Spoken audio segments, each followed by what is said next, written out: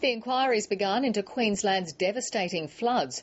The state's water minister spent much of the day defending his department's actions in the weeks leading up to the disaster.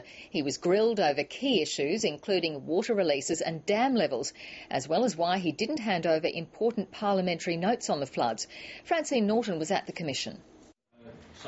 The Commission is charged with finding much-needed answers for flood-weary Queenslanders. The Commission of Inquiry was designed with one thing in mind, to leave no stone unturned. And it's got an enormous task ahead of it. Over 6 million printed pages of material. Thousands of homes and businesses were flooded in and around Brisbane in January. In the first week of the hearings, Ivanhoe, Somerset and North Pine dams in the southeast are under the spotlight. In particular, whether full supply levels of the dams should be altered, the operation of the dams during January's floods, whether dam operators were distracted from their job at the time, the adequacy of the dam's operating manuals and the impact of dam releases. The minister responsible at the time, Stephen Robertson, was quizzed about preparations after the government received a warning from the Bureau of Meteorology in October last year about a significant La Nina event that was not run-of-the-mill.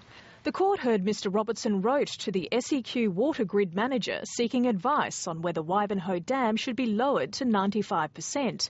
But in the end, Mr Robertson said, "My view was that a 5% reduction was meaningless given what was occurring."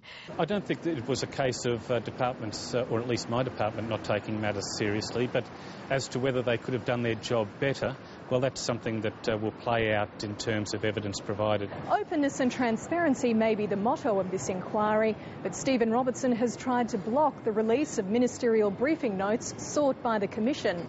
The minister claimed parliamentary privilege, but he was urged to consult the Premier and reconsider his position. The Parliament will now move to make all relevant documents available. It is not a problem of reluctance in terms of providing documents, but purely a technical matter. Under questioning from SEQ Water's barrister, Mr Robertson said based on the Weather Bureau's advice, it was difficult to point where the rain would fall. Francine Norton, ABC News, Brisbane.